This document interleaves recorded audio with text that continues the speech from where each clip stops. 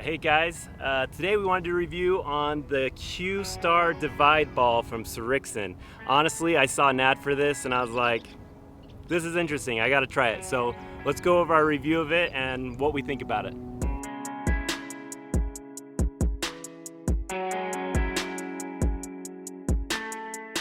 Hey, this is Brady with Golf Ascending, and if you haven't yet subscribed to the channel, we do create weekly golf content, and today we are going over the Srixon Q-Star Divide. Some of you may remember from like the 80s that Ping came out with a two-colored ball that was called like the Ping I and the Ping I 2, and those today are actually worth a lot of money. Some of those are going for $1,000 per ball because they've become a collectible.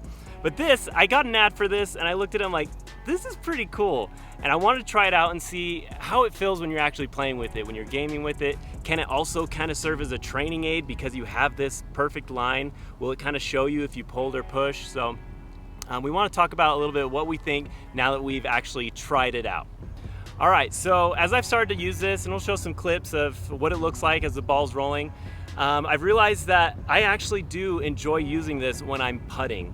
I like to use a good line. We did do a video recently on the Trident line, which helps you to line up your ball when you're about to putt.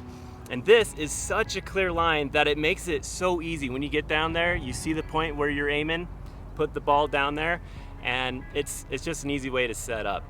So I do like it for putting when I'm on the green.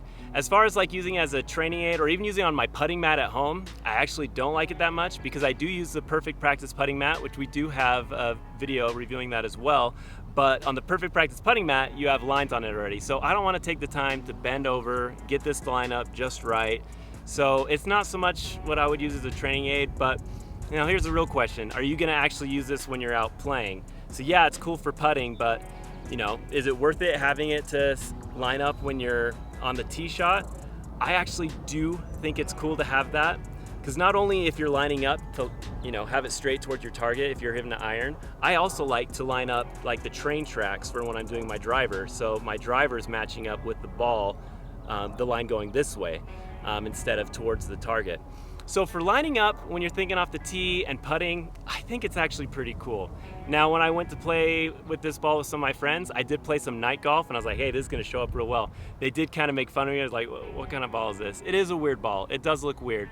And to be honest, if you're playing you know, on your second lie, your second shot, and the line is pointed somewhere weird, things like that on a ball can kind of mess you up when you're lining up because naturally your eyes want to go with where that line is.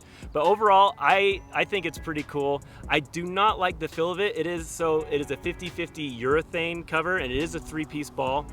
And it is compared to a Chrome Soft as far as compression, so it is an above average ball for about $33 for a dozen.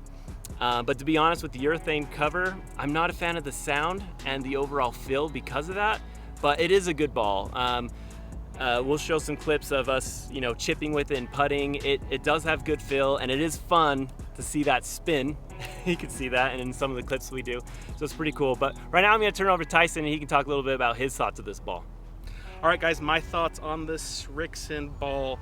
You know, it is nice to line up as a putt, like Brady mentioned. Now, they make claims that this ball is very comparable to the Truvis ball, and I'm going to disagree. I'm going to throw that one out.